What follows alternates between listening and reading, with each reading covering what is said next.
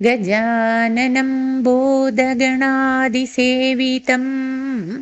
കപിത്തജംബോ ഫലസാരഭക്ഷിതം ഉമാസുതം ശോകവിനാശകാരണം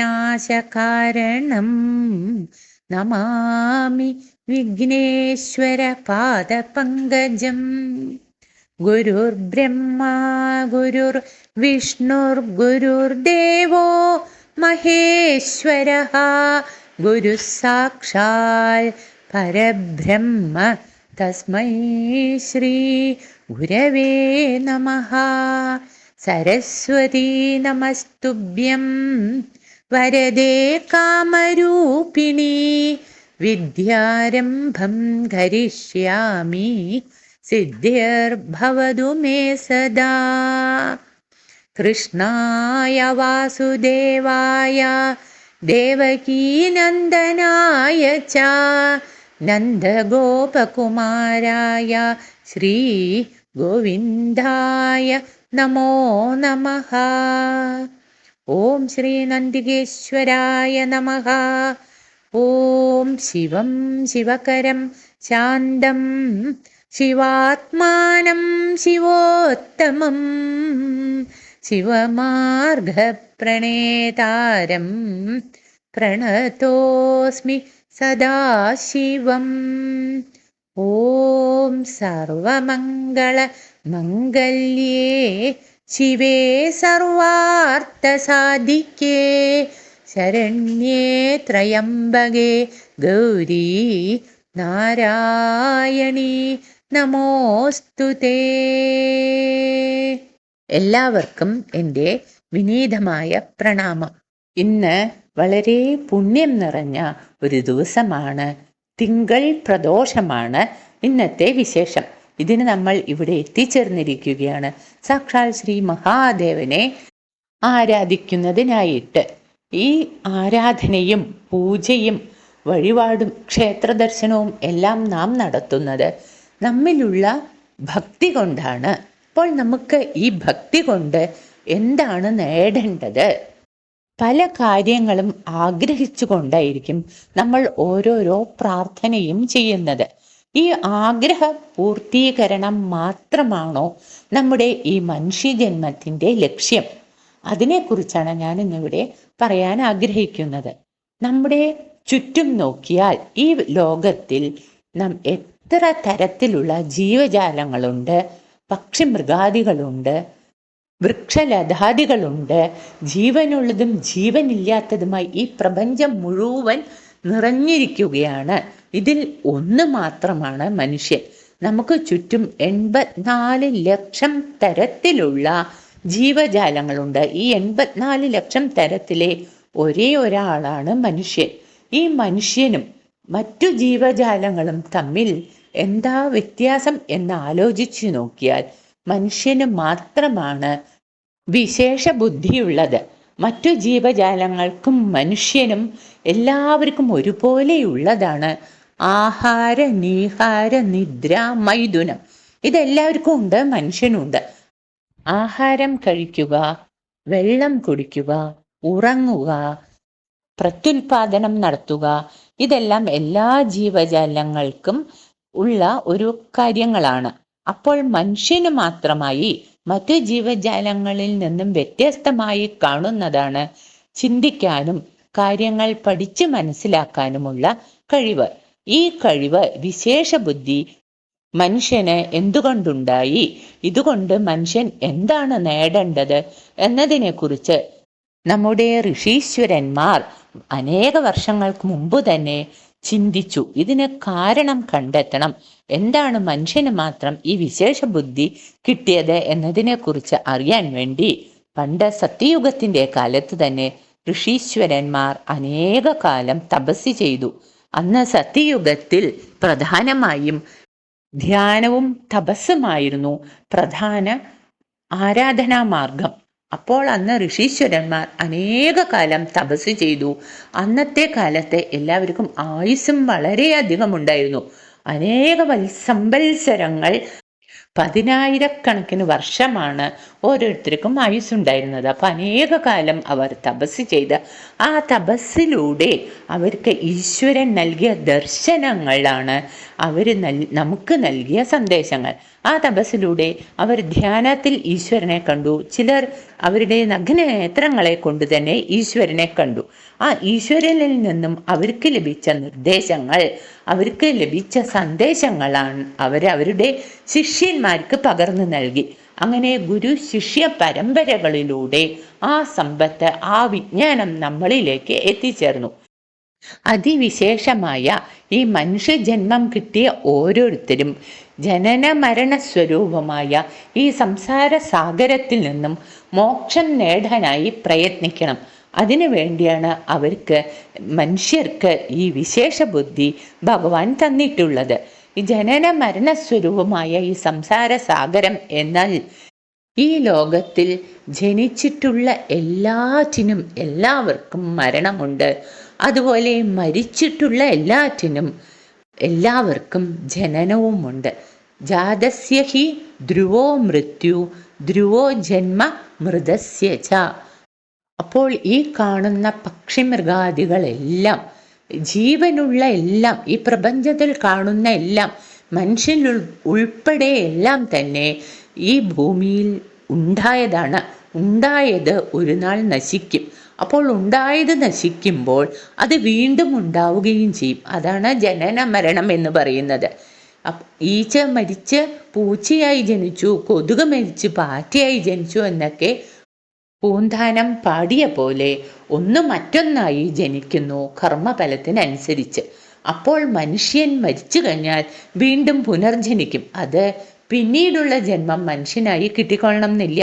നമ്മുടെ കർമ്മഫലം അനുസരിച്ച് അത് ചിലപ്പോൾ കൊതുകായോ ഈച്ചയായോ ദുഷ്ടമൃഗങ്ങളായോ എന്താണെങ്കിലും പിന്നൊരു ജന്മം നിശ്ചയമാണ്. അപ്പോൾ എന്താ ചെയ്യേണ്ടത്? മരിക്കാതിരിക്കണം. പക്ഷെ ജനിച്ചാൽ മരിക്കും എന്നുള്ളത് ഉറപ്പാണ്. പിന്നെ ചെയ്യാനുള്ളത് എന്താ?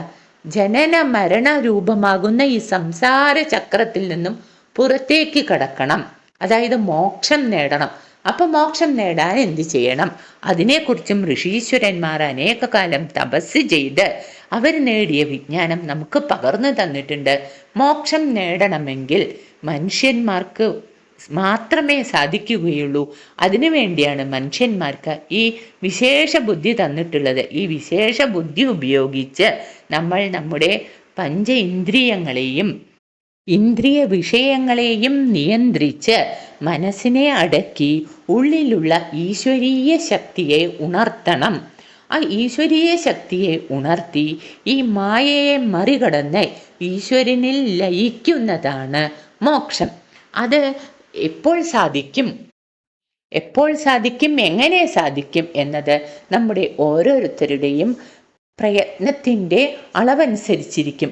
പണ്ടത്തെ കാലത്ത് ഋഷീശ്വരന്മാർ അനേക കാലം തപസ് ചെയ്ത്, സത്യയുഗത്തിൽ അനേക കാലം തപസ് ചെയ്ത്, ധ്യാനവും തപസ്സും മുടങ്ങാതെ ചെയ്ത് അവർ മോക്ഷം നേടിയിട്ടുണ്ട്. പിന്നീട് സത്യയുഗം കഴിഞ്ഞപ്പോൾ വന്ന യുഗമാണ് ത്രേതായുഗം. ത്രേതായുഗത്തിൽ മനുഷ്യന്മാരുടെ ആത്മീയ ശക്തി കുറച്ചു കുറഞ്ഞു.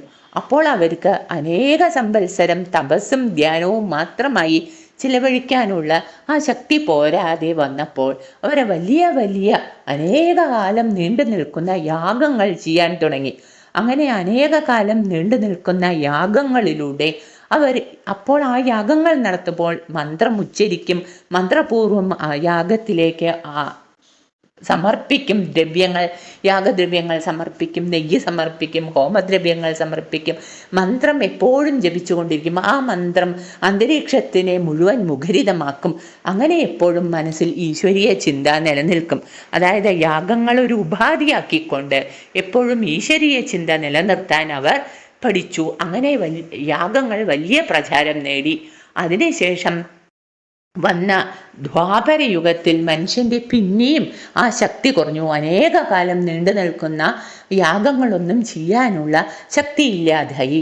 തുടർന്ന് അപ്പോൾ വന്നു അനേക യജ്ഞങ്ങൾ ചെയ്യുക. കൂടാതെ ക്ഷേത്ര ആരാധനയും തുടങ്ങി.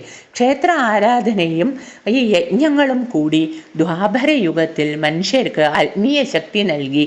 അമരത്വത്തിലേക്ക്, മോക്ഷത്തിലേക്ക് ഉയരാൻ. അതും കഴിഞ്ഞു വന്ന് ദ്വാപരയുഗം കഴിഞ്ഞ് കലിയുഗത്തിലെത്തിയപ്പോൾ മനുഷ്യർക്ക് ക്ഷേത്ര ആരാധനയാണ് മുഖ്യ മാർഗമായിട്ടുള്ളത്. ആത്മീയത ചൈതന്യം ഉണർത്താനും ഈശ്വരനിലേക്ക് എത്തിച്ചേരാനും. അതായത് ക്ഷേത്ര ആരാധന എന്നതുകൊണ്ട് ഉദ്ദേശിക്കുന്നത്, ക്ഷേത്രങ്ങൾ എന്നത് മനുഷ്യരെ ഈശ്വരനിലേക്ക് ഉയർത്താൻ, ആത്മീയമായി മനുഷ്യരെ ഉയർത്താനുള്ള ഒരു മാർഗമാണ്. ഈ ക്ഷേത്രത്തിലൂടെയാണ് നമ്മൾ മോക്ഷത്തിനുള്ള മാർഗം കലിയുഗത്തിൽ പ്രധാനമായും കണ്ടെത്തേണ്ടത്. കലിയുഗത്തിൽ ഈശ്വരനിലേക്ക് നമ്മളെ കൂടുതൽ അടുപ്പിക്കാനായി ക്ഷേത്ര ആരാധന, പുണ്യപ്രദമായ പുരാണ ഗ്രന്ഥ പാരായണം, നാമജപങ്ങൾ, പ്രധാനപ്പെട്ട വ്രതങ്ങളെല്ലാം എടുക്കുക, സത്സംഗം, ഇങ്ങനെ 5 മാർഗങ്ങളാണ് കലിയുഗത്തിൽ ഈശ്വര സാക്ഷാത്കാരത്തിനായി നമ്മൾ പോകേണ്ട വഴികൾ. ഈ 5 വഴികളിലൂടെ പോണമെങ്കിലും അതിൽ പ്രധാന വഴി ഈശ്വര സാക്ഷാത്കാരത്തിന് മനുഷ്യനെ സഹായിക്കുന്നത് ക്ഷേത്ര ആരാധനയാണ്. കാരണം ക്ഷേത്രത്തിനോട് ബന്ധപ്പെട്ടാണ് മറ്റു 4 മാർഗങ്ങളുമുള്ളത്. നാമജപമാണെങ്കിലും സത്സംഗമാണെങ്കിലും വ്രതങ്ങൾ എടുക്കുന്നതാണെങ്കിലും പുരാണ ഗ്രന്ഥ പാരായണങ്ങളാണെങ്കിലും വീട്ടിലിരുന്ന് ചെയ്യാമെന്ന് വിചാരിച്ചാലും വീട്ടിനേക്കാളും നമുക്ക് മനസ്സമാധാനത്തോടുകൂടെ, ശ്രദ്ധയോടെ, ഭക്തിയോടെ ഇതെല്ലാം ചെയ്യാൻ സാധിക്കുന്നത് ക്ഷേത്രങ്ങളിലാണ്. ക്ഷയാൽ ത്രായതേ ഇതി ക്ഷേത്ര. ക്ഷേത്രങ്ങൾ എന്ന് പറഞ്ഞു കഴിഞ്ഞാൽ നമ്മളെ നാശത്തിൽ നിന്നും രക്ഷിക്കുന്നതാണ് ക്ഷേത്രങ്ങൾ. എല്ലാവിധ നാശത്തിൽ നിന്നും മനുഷ്യരാശിയെ രക്ഷിക്കാനായി ചിട്ടപ്പെടുത്തിയിട്ടുള്ള ഒരു ആരാധനാ പദ്ധതിയാണ് ക്ഷേത്രം. ഈ ക്ഷേത്രത്തിൻ്റെ നിർമ്മാണം തന്നെ വളരെ വിപുലമായ ഒരു ശാസ്ത്രമാണ്. ശാസ്ത്ര സമുച്ചയ പ്രകാരമാണ് ഓരോ ക്ഷേത്രങ്ങളും നിർമ്മിക്കപ്പെട്ടിട്ടുള്ളത്. അതിലെ ആരാധനാ സമ്പ്രദായങ്ങൾ, പൂജകൾ, ഉത്സവങ്ങൾ, നിത്യപൂജകൾ, ആണ്ടുതോറും വരുന്ന പൂജകൾ, ഉത്സവങ്ങൾ എന്നിവയെല്ലാം ആ ക്ഷേത്രം നിർമ്മിച്ച് പ്രതിഷ്ഠ നടത്തുന്ന സമയത്ത് തീരുമാനിക്കപ്പെട്ടിട്ടുള്ളതാണ്. ഈശ്വരൻ സർവവ്യാപിയാണ്, തൂണിലും തുരുമ്പിലുമുണ്ട്. അപ്പോൾ എന്തിനാ ക്ഷേത്രം എന്ന് ചോദിക്കുന്നവരുണ്ടാവാം. അവർക്കുള്ള മറുപടിയാണ്, സർവവ്യാപിയാണ് സാക്ഷാൽ സൂര്യഭഗവാൻ. ആ സൂര്യഭഗവാന്റെ ചൂട്, പ്രകാശം എല്ലാ സ്ഥലത്തിലും എത്തിച്ചേരുന്നു. എങ്കിലും നമുക്കതൊരു സ്ഥലത്തേക്ക് കൂടുതലായി വേണമെങ്കിൽ, ഫോക്കസ് ചെയ്ത് കിട്ടണമെങ്കിൽ നമ്മൾ സോളാർ പാനൽ ഉപയോഗിക്കുന്നു. അതുപോലെ ഈശ്വരീയമായ ശക്തി എല്ലാ സ്ഥലത്തിലും, എൻ്റെയും ഈ സർവചരാചരങ്ങളുടെ ഉള്ളിലും ഈശ്വരീയ ശക്തി വിളങ്ങുന്നുണ്ടെങ്കിലും മായ കൊണ്ട് ആവരണം ചെയ്യപ്പെട്ടിട്ടുള്ള നമുക്ക് അത് പ്രത്യക്ഷത്തിൽ കാണാൻ കഴിയുന്നില്ല. അപ്പോൾ പ്രത്യക്ഷത്തിൽ നമുക്ക് ആരാധിക്കാൻ ഒരു ഉപാധി ആവശ്യമാണ്. ആ ഉപാധിക്ക് വേണ്ടിയാണ് തന്ത്രശാസ്ത്രപ്രകാരം ക്ഷേത്രങ്ങൾ, പഞ്ചപ്രകാരമുള്ള ക്ഷേത്രങ്ങൾ നിർമ്മിച്ചിട്ടുള്ളത്. അവിടെ വിഗ്രഹത്തിൽ, ക്ഷേത്ര വിഗ്രഹത്തിൽ സദാ ഭഗവാന്റെ മൂലമന്ത്രം സ്പന്ദിച്ചു കൊണ്ടിരിക്കുകയാണ്.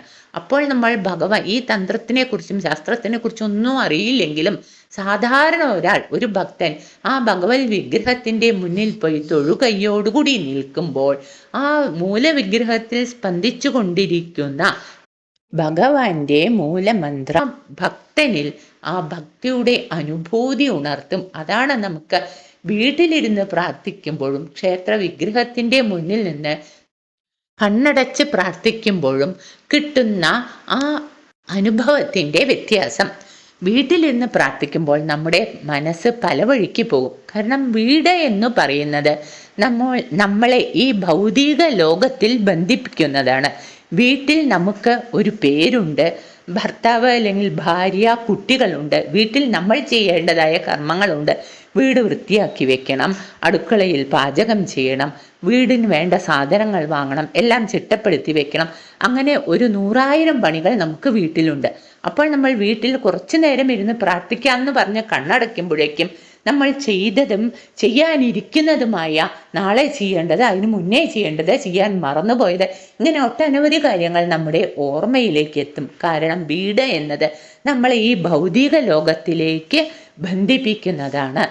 അതേസമയം നമ്മൾ ക്ഷേത്രത്തിലെത്തി ക്ഷേത്ര ചൈതന്യത്തിൻ്റെ ആ വിഗ്രഹത്തിൻ്റെ മുന്നിൽ നിൽക്കുമ്പോൾ അവിടെ നമുക്ക് നാളില്ല, നാമമില്ല, പേരില്ല, നമുക്കൊരു അഡ്രസ്സില്ല, സ്വന്തമില്ല, ബന്ധമില്ല. ഭഗവാന്റെ മുന്നിൽ നിൽക്കുന്ന ഒരു ഭക്തൻ, ഒരു ജീവാത്മാവ്, ആ ജീവാത്മാവ് എന്താണ് ആഗ്രഹിക്കേണ്ടത്? ഈ ജനന മരണ സാഗരത്തിൽ നിന്നും, സംസാര സാഗരത്തിൽ നിന്നും എന്നെ കരകയറ്റണേ ഭഗവാനെ എന്നുള്ളതായിരിക്കണം പ്രധാനമായ നമ്മുടെ പ്രാർത്ഥന. പിന്നെ ഗൃഹസ്ഥന്മാരെ സംബന്ധിച്ചിടത്തോളം അവർക്ക് മറ്റ് കാമ്യമായ പ്രാർത്ഥനകളും ആവാം. അതായത് ഈ ഭൂലോകത്തിൽ അവർക്ക് അവരുടെ കർമ്മങ്ങൾ ചെയ്യണം, അതിന് വേണ്ടതായ, അതിനവരെ സഹായിക്കാനായി ആയുരാരോഗ്യത്തിന്, ധനധാന്യ സമൃദ്ധിക്ക്, മക്കൾ നന്നായി വരാൻ, അവർക്ക് നല്ല പഠിപ്പ് കിട്ടാൻ, ഇതിനു വേണ്ടി മക്കളുടെ ആരോഗ്യത്തിന്, ഇതിനു വേണ്ടിയെല്ലാം പ്രാർത്ഥിക്കുന്നത് കൊണ്ട് ഒരു തെറ്റുമില്ല. കാരണം നമ്മുടെ അച്ഛൻ്റെയും അമ്മയുടെയും നമുക്ക് എന്തും ചോദിക്കാം, അല്ലെ, എന്തും പറയാം. അപ്പോൾ ഈ ജഗത്തിൻ്റെ മുഴുവൻ മാതാവും പിതാവുമാണ് ശ്രീ പാർവതി പരമശിവന്മാർ. ജഗത പിതരം വന്ദേ പാർവതി പരമേശ്വരോ. അപ്പോൾ ഈ ജഗത്തിൻ്റെ മുഴുവൻ മാതാപിതാക്കന്മാരായ ശ്രീ പാർവതി പരമശിവന്മാരോട് നമുക്ക് എന്ത് തന്നെ പ്രാർത്ഥിക്കാൻ പറ്റില്ല?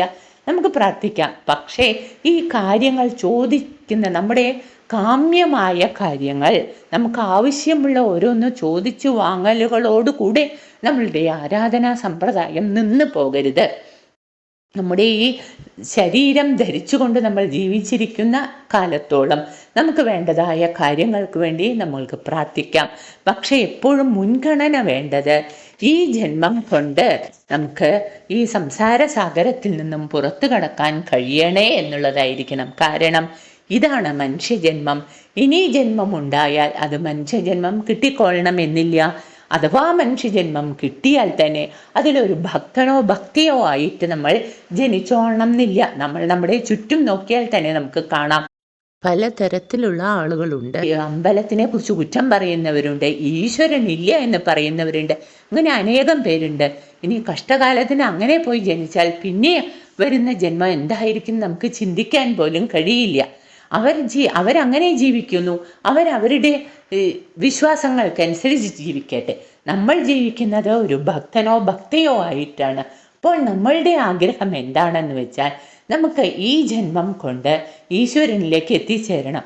ഇനിയൊരു ജന്മം വാങ്ങി അതിനെ കൊണ്ട് പരീക്ഷിക്കാൻ നമ്മൾ നിൽക്കരുത്. കാരണം ഇനിയൊരു ജന്മം കിട്ടിയാൽ അതെന്തായിരിക്കുമെന്ന് ഒരു വിധത്തിലും നമുക്ക് പറയാൻ കഴിയില്ല. മറ്റു മൃഗങ്ങളായി പോയാൽ അവർക്ക് പാവം ചിന്തിക്കാനുള്ള കഴിവും കൂടിയില്ല. ആനിമൽ കിങ്ഡം പറയുന്നത് ഗോഡ്സ് ഓൺ കിങ്ഡം എന്നാണ് പറയുന്നത്. കാരണം ആനിമൽ കിങ്ഡത്തിൽ ചില നിയമങ്ങളുണ്ട്. അവർ അനാവശ്യമായി വേറൊരാളെ കൊല്ലില്ല, അവർ ഭക്ഷണത്തിന് വേണ്ടിയിട്ടേ കൊല്ലുള്ളൂ. അങ്ങനെയൊക്കെ ആണെങ്കിലും ആ ലോകത്ത് ഈശ്വരനെ സാക്ഷാത്കരിക്കാനുള്ള കർമ്മ പദ്ധതികളില്ല. ചുരുക്കം ചില മൃഗങ്ങൾ, ഇല്ല എന്ന് ഞാൻ പറഞ്ഞാലും അത്രത്തോളം ഈശ്വരാംശമുള്ള ചുരുക്കം ചില മൃഗങ്ങൾ മോക്ഷം നേടിയിട്ടുണ്ട്. ഗുരുവായൂർ കേശവന്റെ കഥ നമുക്കറിയാം. കലിയുഗത്തിലെ ഗജേന്ദ്രനാണ് ഗുരുവായൂർ കേശവൻ. നമ്മൾ ശരിയായ ഗജേന്ദ്ര മോക്ഷമുണ്ട്. രണ്ടും ആനയാണ്. ശരിയായ ഗജേന്ദ്ര മോക്ഷത്തിലും ഒരു ആന ഭഗവാനിലേക്ക് തൻ്റെ ജീവൻ അർപ്പിച്ച മോക്ഷം നേടുന്നതാണ്. കലിയുഗവരതനായ ഗുരുവായൂരപ്പനെ പ്രാർത്ഥിച്ച് കലിയുഗ ഗജേന്ദ്രനായ കേശവൻ, ഗുരുവായൂർ കേശവൻ മോക്ഷം നേടിയ കഥ നമുക്ക് എല്ലാവർക്കും അറിയാം. അപ്പോൾ ചുരുക്കം ചില അത്രയും പുണ്യം ചെയ്ത മൃഗങ്ങളുണ്ട്. അപ്പം നമുക്ക് മൃഗങ്ങളായി ജനിച്ചാൽ മോക്ഷം കിട്ടുമോ എന്ന് നമുക്ക് ഉറപ്പ് പറയാൻ പറ്റില്ല. അതേസമയം മനുഷ്യനായി ജനിച്ചു കഴിഞ്ഞാൽ മോക്ഷം കിട്ടാനായിട്ട് നമുക്കൊരു മാർഗം ഉണ്ട്. ആ മാർഗത്തിലൂടെ നമ്മളൊന്ന് പോയാൽ മതി. മാർഗം കുറച്ച് കഠിനമാണ്. കലിയുഗത്തിൽ നാമജപം കൊണ്ട് തന്നെ ഈശ്വര സാക്ഷാത്കാരം ലഭിക്കും എന്ന് പറഞ്ഞാലും ഈ നാമം ജപിക്കാൻ നമ്മൾ സമയം കണ്ടെത്തട്ടെ. കലിയുഗത്തിൽ അതിന് തന്നെ സമയം കണ്ടെത്താൻ വലിയ പ്രയാസമാണ്. കാരണം നമ്മളുടെ ഈ ഭൗതിക ലോകത്തിലേക്ക് കൂടുതൽ വലിച്ചിഴയ്ക്കുന്ന ഇന്ദ്രിയ വിഷയങ്ങൾ കൂടുതലാണ് നമുക്ക് ഈ കലിയുഗത്തിൽ. അതുകാരണം എല്ലാവരും വളരെ ശ്രദ്ധിക്കണം. നമുക്ക് എപ്പോൾ ഈശ്വരാനുഗ്രഹം കൊണ്ട് ഭക്തി ഉണ്ടായി, ആ ഭക്തി തന്മൂലം നമ്മൾക്ക് ക്ഷേത്ര ആരാധന സാധ്യമാവുന്നു, സത്സംഗം സാധ്യമാവുന്നു. അപ്പോൾ നമ്മൾ ധരിച്ചു കൊള്ളണം, ഈശ്വരൻ നമുക്കൊരു വഴി തന്നിട്ടുണ്ട്. ഈ വഴിയെ പോയി ഈശ്വരൻ്റെ തൃപ്പാദത്തിൽ ചേരാനായിട്ട് നമ്മൾ ശ്രദ്ധിക്കണം. അതിനുവേണ്ടി നമ്മൾ എപ്പോഴും ശ്രമിച്ചു കൊണ്ടേയിരിക്കണം. സദാസേവ്യ സദാസേവ്യ. ശ്രീമദ് ഭാഗവതീ കഥ. എപ്പോഴും ഭാഗവത കഥകൾ വായിച്ചു കൊണ്ടിരിക്കുക, കേട്ടുകൊണ്ടിരിക്കുക. നാമസങ്കീർത്തനം യസ്യ സർവപാപപ്രണാശനം പ്രണാമോ ദുഃഖശമനം തം നമാമി ഹരിം പരം. നാമസങ്കീർത്തനം ചെയ്തുകൊണ്ടിരിക്കുക. ആ സർവദുഃഖങ്ങളെയും ഇല്ലാണ്ടാക്കുന്ന ശ്രീഹരിയുടെ നാമം നമുക്ക് ജപിച്ചുകൊണ്ടേയിരിക്കാം. ഈ നാമസങ്കീർത്തനങ്ങളുടെ ഒപ്പം തന്നെ വ്രതങ്ങളും നമ്മൾ എടുക്കണം. വ്രതങ്ങൾ എന്ന് പറഞ്ഞു കഴിഞ്ഞാൽ അനേകതരം വ്രതങ്ങളുണ്ട്. വർഷത്തിൽ ഒരു തവണ വരുന്ന വ്രതങ്ങൾ, അതിൽപ്പെട്ടതാണ് ശിവരാത്രി, നവരാത്രി, തിരുവാതിര, അഷ്ടമി രോഹിണി വ്രതം മുതലായവ. പിന്നെ എല്ലാ മാസത്തിലും വരുന്ന വ്രതങ്ങളിൽപ്പെട്ടതാണ് പ്രദോഷം, ഏകാദശി, ഷഷ്ടി തുടങ്ങിയ വ്രതങ്ങൾ. പിന്നെ ആഴ്ചകളിൽ വരുന്ന വ്രതമുണ്ട്. ആഴ്ചകൾ വരുന്നതിൽ തിങ്കളാഴ്ച സോമവാര വ്രതം, ചൊവ്വാഴ്ച സുബ്രഹ്മണ്യ സ്വാമിയെ പ്രീതിപ്പെടുത്തുന്ന വ്രതം, ബുധനാഴ്ച ശ്രീകൃഷ്ണ ഭഗവാനും സരസ്വതി ദേവിക്കും പ്രധാനപ്പെട്ടത്, വ്യാഴാഴ്ച ശ്രീകൃഷ്ണ ഭഗവാന്, വെള്ളിയാഴ്ച ഗണപതിക്കും ദേവിക്കും പ്രധാനപ്പെട്ടത്, ശനിയാഴ്ച ശാസ്താവിനും ശിവഭഗവാനും പ്രധാനപ്പെട്ടത്, ഞായറാഴ്ച പൊതുവെ എല്ലാ ദേവീ ദേവന്മാർക്കും പ്രധാനപ്പെട്ടത്. അതായത് ഈ ഓരോ ദിവസങ്ങളിലും പ്രധാനപ്പെട്ടത് പറഞ്ഞാൽ അന്നത്തെ ദിവസം നമ്മൾ ഒരിക്കലെടുത്ത് ആ ദേവീ ദേവന്മാരെ പ്രാർത്ഥിക്കാം. നമ്മളുടെ ഈ ഉള്ളിലുള്ള ആത്മീയ ശക്തി ഉണരാനും, പിന്നെ പ്രത്യേകിച്ച് ഗൃഹസ്ഥാശ്രമന്മാർക്ക് എന്തെങ്കിലുമൊക്കെ കാര്യമുണ്ടെങ്കിൽ അത് നടക്കാനും വേണ്ടിയിട്ട് ഈ വ്രതങ്ങൾ ആചരിക്കാം. ഇത് എല്ലാ ആഴ്ചകളിലുമുള്ള വ്രതം. കൂടാതെ നമുക്ക് മാസത്തിൽ വരുന്ന വ്രതം, പൗർണമി വ്രതം എടുക്കാം ദേവീപ്രീതിക്കായി. അമാവാസിയിൽ വ്രതം എടുക്കാം ദേവീപ്രീതിക്കും ശിവഭഗവാനെ പ്രീതിപ്പെടുത്താനും. മാത്രമല്ല അമാവാസി ദിവസം ശിവക്ഷേത്രങ്ങളിൽ നമുക്ക് തില ഹോമം അല്ലെങ്കിൽ തില അർച്ചന ഒക്കെ ചെയ്യാൻ പറ്റും. പിതൃപ്രീതിക്കായി അമാവാസി പിതൃലോകവുമായി ബന്ധിപ്പിക്കുന്നതാണ്. അന്ന് തർപ്പണം ചെയ്യുക, പിതൃക്കൾക്കായി പ്രത്യേക പൂജ അല്ലെങ്കിൽ ഹോമം ചെയ്യുക. അന്നും വ്രതം എടുക്കണം അമാവാസി ദിവസം. പിന്നെ അമാവാസി കഴിഞ്ഞു വരുന്ന വെളുത്ത പക്ഷത്തിലെ ഏകാദശിക്കും വെളുത്ത പക്ഷത്തിലെ ഷഷ്ടിക്കും വളരെ പ്രാധാന്യമാണ്. പിന്നെ പൗർണമി കഴിഞ്ഞു വരുന്ന കറുത്ത പക്ഷത്തിലെ ചതുർത്ഥി സങ്കടഹര ചതുർത്ഥി എന്ന് പറയും. അന്ന് ശ്രീ ഗണേശ ഭഗവാനെ, വിഘ്നേശ്വരന് വ്രതമെടുക്കാം. പ്രത്യേക നൈവേദ്യങ്ങളൊക്കെ വെച്ച് പൂജിക്കാം. അതുപോലെ കറുത്ത പക്ഷത്തിൽ വരുന്ന പ്രദോഷത്തിനും കൂടുതൽ ശക്തിയാണ്. മാസത്തിൽ 2 പ്രദോഷം വരുന്നുണ്ട്. ഒന്ന് കറുത്ത പക്ഷത്തിലും വെളുത്ത പക്ഷത്തിലും. 2 പ്രദോഷങ്ങളും ഒരുപോലെ പ്രധാനപ്പെട്ടതാണ്. വെളുത്ത പക്ഷത്തിലെ ഷഷ്ടി വളരെ പ്രധാനമാണ്. ഈ ഷഷ്ടി വ്രതം എടുക്കാൻ ആഗ്രഹിക്കുന്നവർ തുലാമാസത്തിലെ സ്കന്ദഷഷ്ടിയോടുകൂടിയാണ് ആരംഭിക്കേണ്ടത്. സ്കന്ദഷഷ്ടി 6 ദിവസം നീണ്ടു നിൽക്കുന്ന വ്രതാനുഷ്ഠാനത്തോടു കൂടിയാണ് ചെയ്യേണ്ടത്. ഈ ഷഷ്ടി വ്രതം സുബ്രഹ്മണ്യ ആരാധനയുമായി ബന്ധപ്പെട്ടതാണ്. ഇങ്ങനെ അനേകം വ്രതങ്ങളുണ്ട്. അതിലൊരു പ്രധാനപ്പെട്ട വ്രതമാണ് പ്രദോഷവ്രതം. ഈ പ്രദോഷ സമയത്ത് സാക്ഷാൽ ശ്രീ മഹേശ്വരൻ കൈലാസ പർവ്വതത്തിൽ ശ്രീ പാർവതീ ദേവിയുടെ മുന്നിൽ ആനന്ദ നടനം, ആനന്ദ താണ്ഡവം ചെയ്യുന്ന സമയമാണ്. ഈ ആനന്ദ നൃത്തം കാണാനായി എല്ലാ ദേവീദേവന്മാരും ബ്രഹ്മദേവരും മഹാവിഷ്ണുവും എല്ലാം കൈലാസ പർവ്വതത്തിൽ എത്തുന്ന സമയമാണ് ഈ പ്രദോഷ സമയം. കൂടാതെ ഈ പ്രദോഷ സമയത്തിൽ എല്ലാ ശിവക്ഷേത്രങ്ങളിലും എല്ലാ ദേവീദേവന്മാരും ബ്രഹ്മാവും വിഷ്ണുവും സർവ്വദേവീദേവൻ വന്ന് ഭഗവാനെ ആരാധിക്കുന്നു പ്രദോഷ സമയത്ത്. അപ്പോൾ ആ പ്രദോഷ പൂജയിൽ നമ്മൾ പങ്കെടുക്കുമ്പോൾ എല്ലാ ദേവീദേവന്മാരുടെയും അനുഗ്രഹം നമുക്ക് ലഭിക്കാൻ കാരണമാകും.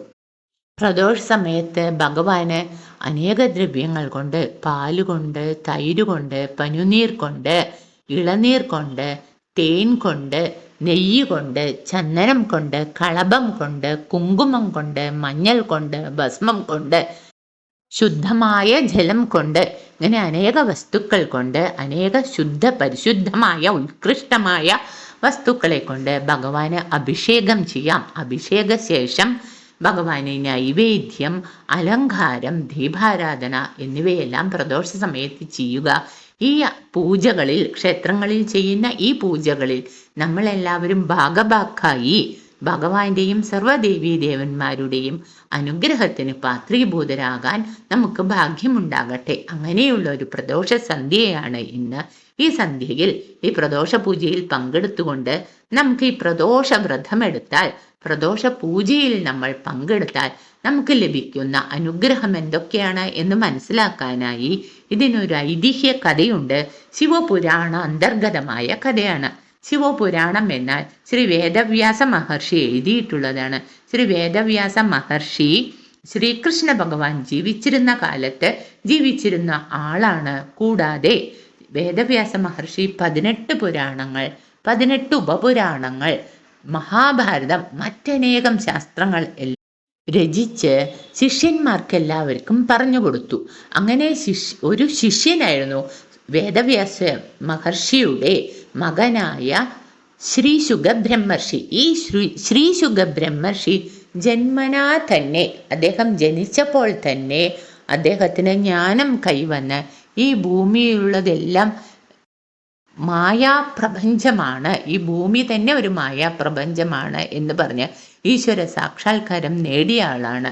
അന്നു മുതൽ ശ്രീ ശുഗബ്രഹ്മർഷി ആ ഭഗവത് നാമങ്ങൾ പാടിക്കൊണ്ട് ഒരു സ്ഥലത്തിലും നിൽക്കാതെ ഇങ്ങനെ നടക്കുന്ന ആളാണ്. പക്ഷേ ഭാഗവത കഥ കേട്ടപ്പോൾ, ഭഗവാന്റെ കഥ കേട്ടപ്പോൾ അതിൽ ആകൃഷ്ടനായി വേദവ്യാസ മഹർഷിയിൽ നിന്നും ഭാഗവതം പഠിക്കുകയാണ്. പിന്നീട് പരീക്ഷിത്ത് മഹാരാജാവ് തനിക്ക് 7 ദിവസം മാത്രമാണ് ആയുസ്. കുമാരൻ്റെ ശാപം മൂലം 7ാം നാൾ തക്ഷകൻ കടിച്ച് താൻ മരിക്കും എന്ന സത്യം മനസ്സിലാക്കിയപ്പോൾ താൻ ഗംഗാതീരത്ത് പോയി അവിടെ സത്സംഗത്തിനായി അനേകം ഋഷീശ്വരന്മാർ വന്നു. അവരോടെല്ലാം ചോദിക്കുകയാണ്, ഇനി എനിക്ക് 7 ദിവസം മാത്രമാണ് ആയുസ് ബാക്കി. ഈ 7 ദിവസം കൊണ്ട് ഈശ്വരനിൽ എത്തിച്ചേരാൻ, ഈ ജനന മരണ സംസാര സാഗരത്തിൽ നിന്നും മുക്തി നേടാൻ ഞാൻ എന്ത് ചെയ്യണം? അല്ലെങ്കിൽ ചുരുക്കമായി ചോദിച്ചാൽ, മരണം ആസന്നനായിരിക്കുന്ന ഒരാൾ എന്താണ് ചെയ്യേണ്ടത് എന്ന് അവിടെ കൂടിയിരിക്കുന്ന ഋഷീശ്വരന്മാർക്കൊക്കെ അതിന് ശരിക്കുമുള്ള ഉത്തരം പറയാൻ സാധിച്ചില്ല. ആ സമയത്ത് പരമാത്മജ്ഞാനിയായ ശ്രീ ശുഗബ്രഹ്മർഷി അവിടെ എത്തിച്ചേർന്ന് ഈ ചോദ്യം പരീക്ഷിത്ത് മഹാരാജാവ് ശ്രീ ശുഗബ്രഹ്മർഷിയോട് ചോദിക്കുകയും അതിനുത്തരമായി ശ്രീ ശുഗബ്രഹ്മർഷി പരീക്ഷിത്ത് മഹാരാജവനും അവിടെ കൂടിയിരിക്കുന്ന സർവർക്കുമായി ശ്രീമദ് ഭാഗവത കഥാമൃതം പറഞ്ഞു കൊടുക്കുകയും ചെയ്യുകയാണ്. അപ്പോൾ അവിടെ ഉണ്ടായിരുന്ന സൂത പൗരാണികൻ പരീക്ഷിത്ത് മഹാരാജാവിനോടൊപ്പം തന്നെ ഈ ഭാഗവത കഥകൾ കേട്ട് മനസ്സിലാക്കി. സൂത പൗരാണികൻ ശ്രീ ശുഗബ്രഹ്മർഷിയുടെ ഒരു ശിഷ്യനുമാണ്. കലിയുഗം ആരംഭിച്ചപ്പോൾ ശൗനകാദി ഋഷീശ്വരന്മാർ നൈമിഷാരണ്യത്തിൽ 1000 കൊല്ലം നീണ്ടു നിൽക്കുന്ന ഒരു മഹാസത്രം ആരംഭിച്ചു. ആ സത്രത്തിൽ രാവിലെ അഗ്നിഹോത്രാദി കർമ്മങ്ങൾ ചെയ്ത ശേഷം അവർ ആഹാരത്തിന് ശേഷം വിശ്രമിക്കുന്ന സമയത്ത് സത്സംഗം നടത്തും. ആ സത്സംഗത്തിൽ സൂത പൗരാണികനോട് ഈ ശൗനകാദി ഋഷീശ്വരന്മാർ ചോദിക്കുന്നതും അതിന് മറുപടിയായി സൂത പൗരാണികൻ പറയുന്നതുമായിട്ടാണ് നമുക്ക് ശ്രീമദ് ഭാഗവത പുരാണവും മറ്റ് അനേകം പുരാണങ്ങളും നമുക്ക് കിട്ടിയിട്ടുള്ളത്. അതിൽ ശിവപുരാണത്തിലും ഇതേപോലെ ശൗനകാദി ഋഷീശ്വരന്മാർ സൂത പൗരാണികനോട് ചോദിക്കുകയാണ്. അങ്ങനെ ശിവമഹാപുരാണത്തിൽ പറഞ്ഞിട്ടുള്ളതാണ് ഈ പ്രദോഷ വ്രതത്തിന്റെ മാഹാത്മ്യം. കുഞ്ചൻ നമ്പ്യാർ ശിവപുരാണം കിളിപ്പാട്ട് എഴുതിയിട്ടുണ്ട്. അതിൽ പ്രദോഷ മാഹാത്മ്യവും ശനിപ്രദോഷ മാഹാത്മ്യവും സോമവാരവ്രത മാഹാത്മ്യം, ശിവരാത്രി മാഹാത്മ്യം, ഉമേശാനവ്രത മാഹാത്മ്യം, ചതുർദശി മാഹാത്മ്യം, പഞ്ചാക്ഷര മാഹാത്മ്യം, ശിവയോഗി മാഹാത്മ്യം, ഭസ്മ മാഹാത്മ്യം, ശംബര മാഹാത്മ്യം, കാശി മാഹാത്മ്യം, രുദ്രാക്ഷ മാഹാത്മ്യം എന്നിങ്ങനെ 12 ഭാഗങ്ങളുണ്ട്. ഇത് കിളിപ്പാട്ട് രൂപത്തിലാണ്. അതായത് നമുക്ക് വായിച്ചാൽ വളരെ വേഗം മനസ്സിലാകും. മലയാളത്തിലാണ്. ശിവമഹാപുരാണം സംസ്കൃതത്തിലായ കാരണം സാധാരണ ആളുകൾക്ക് വായിക്കാനും മനസ്സിലാക്കാനും കുറച്ച് ബുദ്ധിമുട്ടാണ്. അതേസമയം കുഞ്ചൻ നമ്പ്യാർ എഴുതിയ ശ്രീ ശിവപുരാണം കിളിപ്പാട്ട് വളരെ ലളിതമായിട്ടാണ് എഴുതിയിട്ടുള്ളത്. എല്ലാവർക്കും വായിച്ചാൽ പെട്ടെന്ന് മനസ്സിലാവും.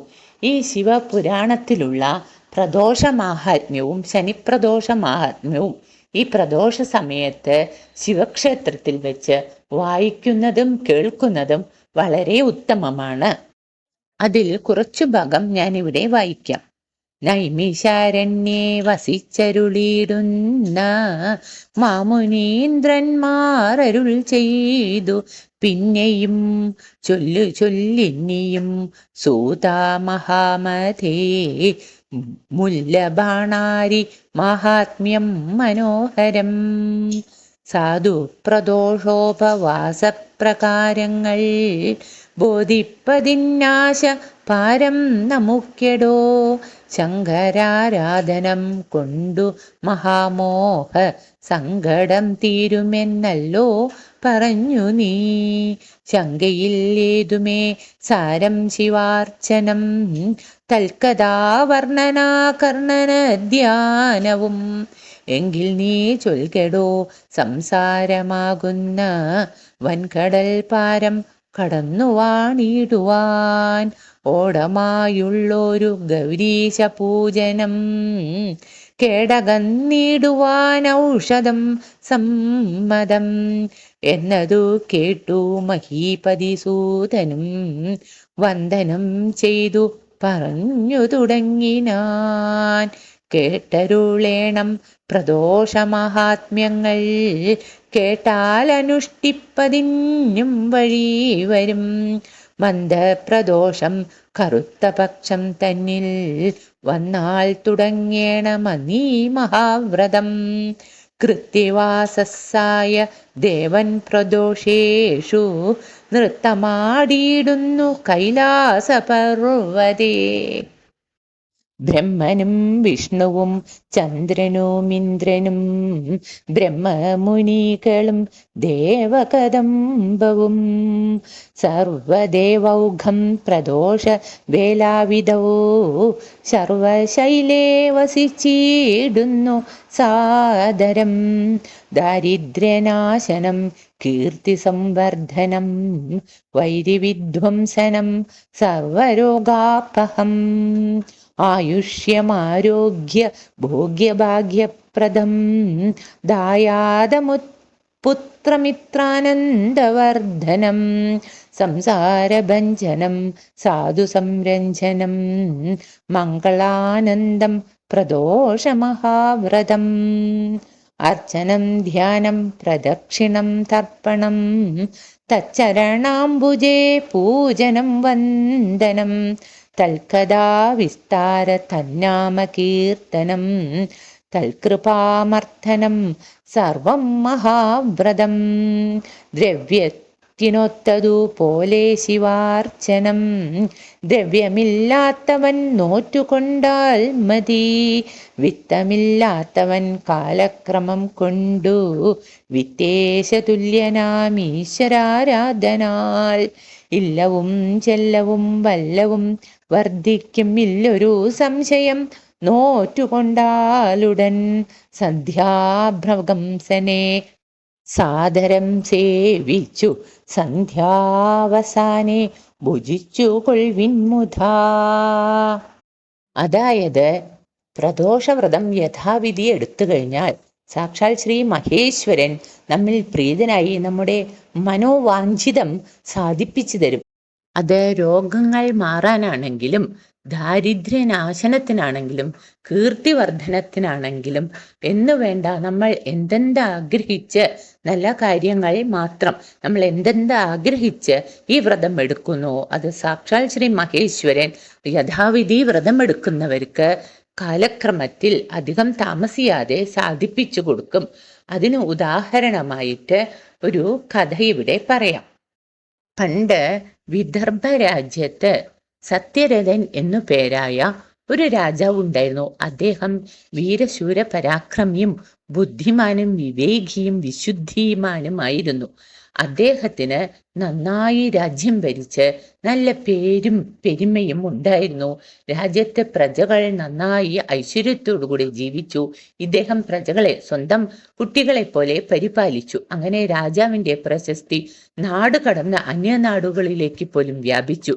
ഇങ്ങനെയുള്ള രാജാവിന്റെയും രാജ്യത്തിന്റെയും ഐശ്വര്യവും പ്രശസ്തിയും കണ്ട് അതിൽ അസൂയ തോന്നിയ ശത്രു രാജാക്കന്മാരായ സാൽവന്മാർ രാജ്യത്തെ ഒരു ദിവസം ആക്രമിക്കാൻ വന്നു. രാജ്യം മുഴുവൻ വളഞ്ഞ് അവരുടെ ശത്രു സൈന്യം രാജ്യത്തിലേക്ക് ഇരച്ചു കയറാൻ തുടങ്ങി. അപ്പോൾ വേഗം സൈന്യവും മന്ത്രിമാരും വന്ന് രാജാവിനോട് വിവരം പറയുകയാണ്, നമ്മുടെ രാജ്യത്തെ ശത്രുക്കൾ വന്ന് കീഴടക്കാൻ ശ്രമിക്കുകയാണെന്ന്. ഉടനെ തന്നെ രാജാവ് ഈ പടകളെയെല്ലാം നയിച്ചുകൊണ്ട് രാജ്യത്തിനെ രക്ഷിക്കാനായി യുദ്ധത്തിന് പുറപ്പെടുകയാണ്. അതിഗംഭീരമായി യുദ്ധം നടന്ന് അതിൽ രാജാവ് വധിക്കപ്പെടുകയും ആ സാൽവ രാജാവ് രാജ്യം പിടിച്ചടക്കുകയും ചെയ്തു.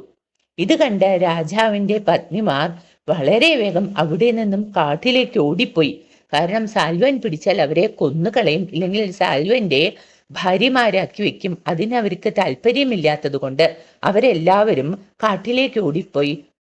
അതിൽ ഒരു ഭാര്യ, രാജാവിന്റെ ഒരു രാജ്ഞി പൂർണ്ണ ഗർഭിണിയായിരുന്നു.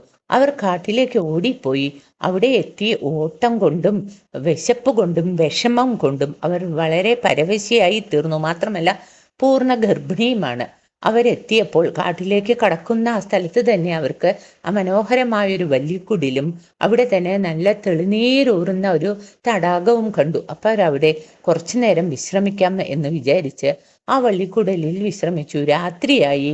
ആ ദൈവനിശ്ചയം പോലെ രാത്രി തന്നെ അവർക്ക് പ്രസവ വേദന വന്ന പുലർക്കാലെ അവരൊരു പിഞ്ചു കുഞ്ഞിന് ജന്മം നൽകി. ആ വിശപ്പും ദാഹവും ക്ഷീണവും എല്ലാം സഹിക്കവയ്യവർ കുഞ്ഞിന് ജന്മം കൊടുത്തതും ആ തടാകത്തിൽ നിന്നും കുറച്ച് വെള്ളം കുടിക്കാമെന്ന് വിചാരിച്ച് ആ തടാകത്തിലേക്ക് പോയി. ജനിച്ചു വീണ കുഞ്ഞിന്റെ പൊക്കിൽ കൊടി പോലും മാറിയിട്ടില്ല, വീണു പോയിട്ടില്ല. ആ പിഞ്ചോമൽ പൈതലിനെ, അതൊരു ആൺകുട്ടിയായിരുന്നു, അതിനെ വല്ലിക്കുടിയിൽ കിടത്തിയിട്ട് മഹാറാണി വെള്ളം കുടിക്കാനായി പോയി. ആ വെള്ളം കുടിക്കാൻ തടാകത്തിലേക്ക് ഇറങ്ങിയ മഹാറാണിയെ ഒരു മുതല വന്ന് പിടിച്ച് വെള്ളത്തിൻ്റെ ഉള്ളിൽ കൊണ്ടുപോയി തിന്നുകയും ചെയ്തു. ഇങ്ങനെ ആ പിഞ്ചു പൈതലിന് അച്ഛനുമില്ല അമ്മയുമില്ല. കുട്ടിയാണെങ്കിൽ ജനിച്ച ഒന്നും ആ കുട്ടിക്ക് കിട്ടിയിട്ടില്ല. ഉടനെ തന്നെ കുട്ടി വാവിട്ട് കരയാൻ തുടങ്ങി. അപ്പോൾ അതിലേ പോയ ഒരു ബ്രാഹ്മണിയമ്മ, ഉഷ എന്നാണ് അവരുടെ പേര്, അവരൊരു പിഞ്ചു കുട്ടിയുടെ കരച്ചിൽ കേട്ട് വന്ന് വല്ലിക്കുടിലിന്റെ ഉള്ളിൽ നോക്കിയപ്പോൾ അപ്പൊ ജനിച്ചു വീണ ഒരു ചോരക്കുഞ്ഞിനെയാണ് കണ്ടത്. പൊക്കിൾക്കൊടി ബന്ധം പോലും മറ്റുപോയിട്ടില്ല. അവർക്ക് വളരെയധികം സങ്കടം തോന്നി. ഈ കുട്ടിയെ ആരെവിടെ കൊണ്ടന്ന് കടത്തിയത്? ഈ കുട്ടിയുടെ അച്ഛനമ്മയ്ക്ക് എന്തു പറ്റി? ഈ ആരുടെ കുട്ടിയാണ്? ഏത് കുലത്തിൽ ജനിച്ചതാണ് എന്നൊക്കെ ആലോചിച്ച് അവരിങ്ങനെ നിൽക്കുമായിരുന്നു. ഈ കുട്ടീനെ ഞാൻ എടുത്തു കൊണ്ടുപോയി വളർത്തണോ, അല്ല ഇവിടെ തന്നെ ഉപേക്ഷിച്ചു പോണോ? ഉപേക്ഷിച്ചു പോകാനും മനസ്സ് വരുന്നില്ല. കാരണം ആരുമില്ലാതെ കിടക്കുന്ന കുട്ടിയാണ്. വല്ല കാട്ടുമൃഗവും വന്ന് ആ കുട്ടീനെ കൊന്നു തിന്നാലോ? അങ്ങനെ കണ്ടിട്ട് വിട്ടു പോകാനും മനസ്സ് വരുന്നില്ല. എങ്ങനെ ഈ കുട്ടി ഇവിടെ എത്തിയെന്നും മനസ്സിലാകുന്നില്ല. എന്ത് ചെയ്യണം എന്നറിയാതെ അവർ വിഷമിച്ച് നിൽക്കുന്ന നേരത്ത് അവിടെ ഒരു സന്യാസി വന്നു. ആ സന്യാസി വര്യൻ ഉഷയോട് പറയുകയാണ്, നീ ധൈര്യമായി ഈ കുട്ടിയെ കൊണ്ടുപോയി വളർത്തു, നിനക്കതുകൊണ്ട് മേലിൽ എല്ലാവിധ ഐശ്വര്യവും ഉണ്ടാകും എന്ന് പറഞ്ഞ് അനുഗ്രഹിച്ചിട്ട് അദ്ദേഹം അവിടെ നിന്നും പോയി. ഇത് കേട്ട് ഉഷയ്ക്ക് സമാധാനമായി. ആ ബ്രാഹ്മണിയമ്മ ആ കുട്ടീനെയും എടുത്തുകൊണ്ട് സ്വന്തം ഗൃഹത്തിലേക്ക് പോയി. അവർക്ക് ഒരു കുഞ്ഞുണ്ട്. ആ കുഞ്ഞിന്റെ കൂടെ ഈ കുഞ്ഞിനെയും വളർത്തി. അവർക്കും ഒരു ആൺകുഞ്ഞാനുള്ളത്. 2 ആൺകുഞ്ഞുങ്ങളെയും സ്വന്തം കുട്ടികളെ പോലെ യാതൊരു വ്യത്യാസവും ഇല്ലാതെ അവർ നോക്കി വളർത്തി. അവർ പരമദാരിദ്ര്യത്തിലായിരുന്നു. അവരുടെ ഭർത്താവും ഉണ്ടായിരുന്നില്ല. ഈ 2 കുട്ടികളെയും അവർ വീടാന്തരം നടന്ന് ഭിക്ഷ യാചിച്ചാണ് വളർത്തിക്കൊണ്ടിരുന്നത്. അങ്ങനെ ഈ കുട്ടികൾ വളർന്ന് ഒരു 4-5 വയസ്സ് പ്രായമായിട്ടുണ്ടാവും. ആ സമയത്ത് അവർ ഈ 2 കുട്ടികളെയും കൈപിടിച്ചുകൊണ്ട് ഇങ്ങനെ ഓരോ വീട്ടിലും പോയി അന്നേക്കുള്ള ഭക്ഷണം ചോദിച്ചു വാങ്ങി കഴിക്കുക എന്നുള്ളതായിരുന്നു ഉപജീവന മാർഗം. അന്നങ്ങനെ നടന്നു പോകുമ്പോൾ ഒരു ക്ഷേത്രത്തിൽ വലിയൊരു ഉത്സവം നടക്കുകയാണ്. അപ്പൊ അവരവിടെ ഭക്ഷണവും ലഭിക്കും. അവിടെ കുറെ വിദ്വാൻമാരിരുന്ന് ഓരോ കാര്യങ്ങൾ സംസാരിക്കുന്നുമുണ്ട്, സത്സംഗമുണ്ട്, അത് കേൾക്കും ചെയ്യാം എന്ന് വിചാരിച്ച് ഈ 2 കുട്ടികളെയും കൊണ്ട് ആ ക്ഷേത്രത്തിലേക്ക് പോയപ്പോൾ അവിടെ പണ്ഡിതന്മാരുടെ സംശയ നിവൃത്തി നടത്തി കൊണ്ട് അവിടെ ഇരിക്കുന്ന ശാണ്ഡില്യ മഹാമുനിയെ കണ്ടു. അദ്ദേഹം ഈ ഉഷയെയും അവരുടെ കൂടെ രണ്ട് കൈയും പിടിച്ചു വരുന്ന രണ്ട് കുട്ടികളെയും കണ്ടപ്പോൾ അദ്ദേഹം അവിടെ ഉണ്ടായിരുന്ന മറ്റു പണ്ഡിതന്മാരോട് പറയുകയാണ്, ഇത് കണ്ടില്ലേ, രണ്ട് കുലത്തിൽ ജനിച്ച രണ്ട് കുട്ടികൾ, പക്ഷേ ദൈവ കൃപ കൊണ്ട് ഒരേ അമ്മയുടെ കുട്ടികളെപ്പോലെ വളരുന്നുവെന്ന്. ഇത് കേട്ടപ്പോൾ ഉഷയ്ക്ക് വലിയ അതിശയമായി. തൻ്റെ കുട്ടിയും വേറൊരു കുട്ടിയും തൻ്റെ കൂടെ നടക്കുന്നത് കണ്ടതും ഈ മുനിക്ക് അത് മനസ്സിലായി. താൻ വേറൊരു കുട്ടിയാണ് എടുത്തു വളർത്തുന്നുള്ള രഹസ്യം ഈ മുനിക്ക് മനസ്സിലായി. അപ്പൊ ഈ കുഞ്ഞിന്റെ രഹസ്യം എന്താണ് എന്ന് മഹർഷിയോട് ചോദിക്കാമെന്ന് പറഞ്ഞ് ഉഷ മഹർഷിയെ സമീപിച്ച് ആ ഉഷയും രണ്ട് കുട്ടികളും മഹർഷിയെ നമസ്കരിച്ചു. എന്നിട്ട് ഉഷ പറയുകയാണ്, അല്ലയോ മഹാമുനി, അങ്ങ് പറഞ്ഞത് വളരെ സത്യമാണ്. ഇതിൽ ഈ മൂത്തതാണ് എൻ്റെ കുട്ടി. ഇളയ കുട്ടിയെ എനിക്കിങ്ങനെ കാട്ടിൽ നിന്നും കിട്ടിയതാണ്. ഒരു സന്യാസി വര്യൻ പറഞ്ഞതനുസരിച്ച് ആരോരുമില്ലാത്ത കുട്ടിയെ ഞാൻ എടുത്ത് വളർത്തിയതാണ്. ഈ കുട്ടി ഏത് കുലത്തിൽ പിറന്നതാണ്, അച്ഛനമ്മമാരാരാണ് എന്നൊന്നും അറിയാത്ത കാരണം ഈ കുട്ടിയുടെ യാതൊരുവിധ സംസ്കാരാദികളും കഴിഞ്ഞിട്ടില്ല. ഞാൻ എന്താ ചെയ്യേണ്ടത് എന്ന് ചോദിച്ചപ്പോൾ, പരമാർത്ഥം പറയണമെന്ന് ഉഷ അഭ്യർത്ഥിച്ചപ്പോൾ മഹാമുനി പറയുകയാണ്, നീ ഒന്നുകൊണ്ടും ആശങ്കപ്പെടണ്ട. ഈ കുട്ടി രാജാവിൻ്റെ മകനാണ്. രാജവംശത്തിൽ, ക്ഷത്രിയ വംശത്തിൽ ജനിച്ചവനാണ്. പണ്ട് വിദർഭ രാജ്യത്ത് സത്യരഥൻ എന്നൊരു രാജാവ് ഉണ്ടായിരുന്നു. ആ രാജാവിനെ ശത്രുക്കൾ വധിച്ചപ്പോൾ അമ്മ കാട്ടിലേക്ക് ഓടിപ്പോയി. അവിടെ ഈ കുഞ്ഞിന് പ്രസവം നൽകിയ ശേഷം ദാഹം തീർക്കാൻ തടാകത്തിൽ പോയപ്പോൾ ഒരു മുതല പിടിച്ച് തിന്നുകയാണ് ഉണ്ടായത് എന്നുള്ള പരമാർത്ഥം പറഞ്ഞു കൊടുക്കും. അപ്പോൾ ഉഷയ്ക്ക് വലിയ അതിശയായിപ്പോയി. ഇങ്ങനെ എന്താണ് പാവം ക്ഷത്രിയ വംശത്തിൽ പിറന്ന ആ സത്യരഥൻ രാജാവിന് ഇങ്ങനെ അല്പായുസായി പോകാനും ഈ കുട്ടിക്ക് ജനിച്ചപ്പോൾ തന്നെ അമ്മയും അച്ഛനും നഷ്ടപ്പെടാനും ആ അമ്മയ്ക്ക് അതുപോലെ കുഞ്ഞിന് ജന്മം നൽകിയതും മരിച്ചു പോകാനും ഒക്കെ ഇടയാവാൻ എന്താണ് കാരണം എന്ന് പറഞ്ഞപ്പോൾ അവരുടെ പൂർവജന്മ വൃത്താന്തമൊക്കെ മഹർഷി അറിയിച്ചു. തുടർന്ന് പറയുകയാണ്, നീ ഈ രണ്ട് കുഞ്ഞുങ്ങളെയും വീട്ടിൽ കൊണ്ടുപോയി ഈ കുഞ്ഞുങ്ങളും നീയും എല്ലാ പ്രദോഷവും യഥാവിധി എടുക്കണം. ആ പ്രദോഷവ്രതം മഹാവ്രതം എടുത്തു കഴിഞ്ഞാൽ നിങ്ങളുടെ ദാരിദ്ര്യമെല്ലാം ഇല്ലാതെയാകും. മാത്രമല്ല ഈ കുട്ടിക്ക്, ഈ ക്ഷത്രിയ വംശജനായ ഈ കുട്ടിക്ക് മേൽക്ക് മേൽ അവൻ നഷ്ടപ്പെട്ടതെല്ലാം തിരിച്ചു കിട്ടുകയും ചെയ്യും. അതിന് പരമേശ്വര പ്രീതിക്കായി നീ കുട്ടികളെ പ്രദോഷവ്രതം എടുക്കാൻ പറഞ്ഞു കൊടുക്കണമെന്ന്. അപ്പോ ഉഷ പറഞ്ഞു, എനിക്ക് വിധിയൊന്നും അറിയില്ല, അങ്ങ് തന്നെ ഇത് ഉപദേശിക്കണമെന്ന് പറഞ്ഞപ്പോൾ ആ ശാണ്ഡില്യ മുനി രണ്ട് കുട്ടികളെയും വിളിക്കുകയാണ്. ഉഷയുടെ കുട്ടിയുടെ പേര് ശുചിവ്രതൻ എന്നും ക്ഷത്രിയകുമാരന്റെ പേര് ധർമ്മഗുപ്തൻ എന്നുമാണ്. അപ്പോൾ ശുചിവ്രത ഇങ്ങോട്ട് വരൂ എന്ന് വിളിക്കും, ധർമ്മഗുപ്ത ഇങ്ങോട്ട് വരൂ പറഞ്ഞ് രണ്ടുപേർക്കും ആ യഥാവിധി എങ്ങനെയാണ് പ്രദോഷം എടുക്കേണ്ടത് എന്ന് പറഞ്ഞു കൊടുക്കുകയാണ്. ആ ഭാഗം ഞാൻ ഈ കിളിപ്പാട്ടിൽ നിന്നും വായിക്കാം. ശാണ്ഡില്യ മാമുനി ശ്രേഷ്ഠനരുൾ ചെയ്തു, ചണ്ഡീശ പൂജാ പ്രകാരം ഗ്രഹിക്ക നീ. പക്ഷത്തിലീ രണ്ടു ശൈവപ്രദോഷങ്ങൾ പക്ഷമില്ലേതുമേ രണ്ടു മറ്റുത്തമം. കാലത്തുണർന്നോ കുളിച്ചു വന്നാധരാൽ കാലോചിതം കർമ്മമെല്ലാം കഴിച്ചുടൻ. രുദ്രാക്ഷ ഭസ്മാതി ചിഹ്നം ധരിച്ചുടൻ രുദ്രമുദ്രാങ്കിതം മന്ത്രം ജപിക്കണം.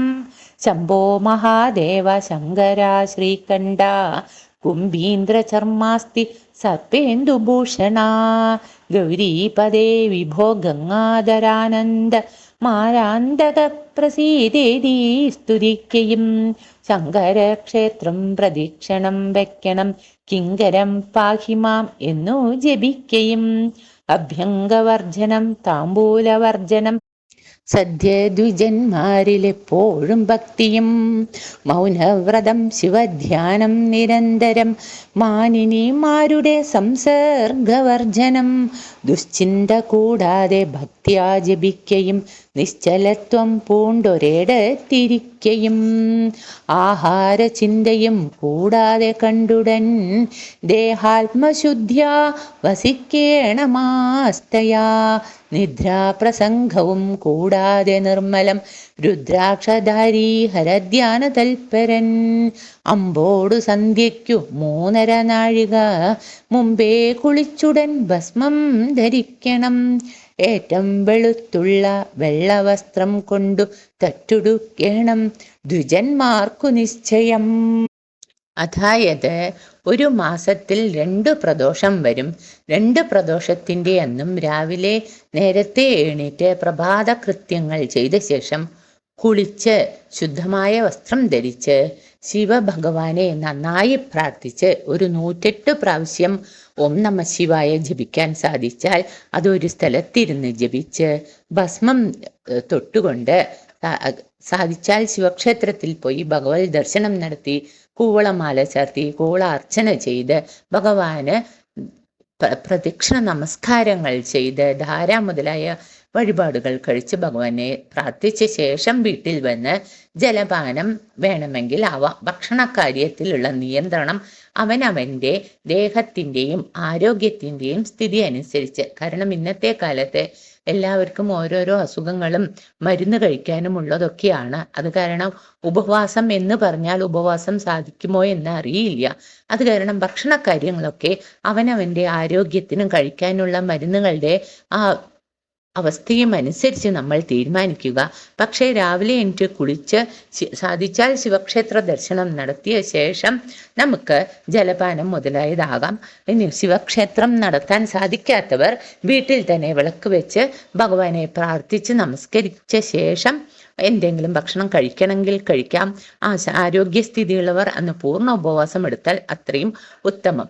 പിന്നീട് ആഹാരം കഴിക്കുന്നവർ തന്നെ പൂർണ്ണമായി വെജിറ്റേറിയൻ ആഹാരം കഴിക്കുക. മത്സ്യം മാംസാദികൾ മുതലായവ ഒഴിവാക്കണം.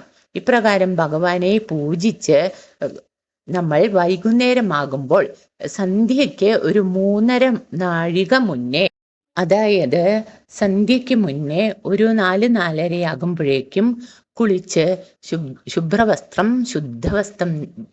ധരിച്ച് ശിവക്ഷേത്രത്തിലെത്തി അവിടെയുള്ള പ്രദോഷ പൂജകളിൽ പങ്കാളികളാവാൻ നമുക്ക് ശ്രമിക്കണം. അടുത്ത ശിവക്ഷേത്രമുള്ളവർ അതിനായിട്ട് തീർച്ചയായും ഉത്സാഹിക്കണം. മിക്കവാറും എല്ലാ ശിവക്ഷേത്രങ്ങളിലും എല്ലാ പ്രദോഷത്തിനും വൈകുന്നേരങ്ങളിൽ അഭിഷേകവും അലങ്കാരവും ദീപാരാധനയും പ്രത്യേക പൂജകളും ഉണ്ട്. ആ പൂജ തുടങ്ങുന്നത് ഓരോ ക്ഷേത്രത്തിലും ഓരോരോ രീതിയിലാണ്. ചില ക്ഷേത്രങ്ങളിൽ ഉച്ച കഴിഞ്ഞ് 3 മണിക്ക് തന്നെ അഭിഷേകാദികൾ തുടങ്ങുന്നത് കാണാറുണ്ട്.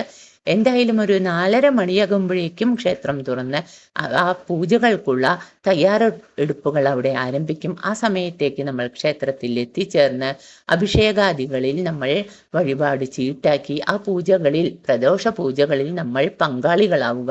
ഭഗവാന്റെ പ്രദോഷ പൂജ, അഭിഷേകം, അലങ്കാരം, ദീപാരാധന എല്ലാം ദർശിച്ച് ഭഗവാനെ പ്രദക്ഷിണ നമസ്കാരാദികൾ ചെയ്ത് അവിടെ നിന്നും കിട്ടുന്ന പ്രസാദം കഴിച്ചു വേണം ആ പ്രദോഷവ്രതം നമ്മൾ അവസാനിപ്പിക്കാൻ. ഈ പ്രദോഷവ്രതം പൂർണ്ണമായി നമ്മൾ ചെയ്തു കഴിഞ്ഞാൽ, യഥാവിധി ചെയ്ത് ആ പ്രദോഷ സന്ധ്യാ നേരത്ത് നമ്മൾ ഭഗവാനെ പ്രാർത്ഥിച്ചുകൊണ്ട് ശിവക്ഷേത്രത്തിന് പ്രദക്ഷിണം വെക്കുക.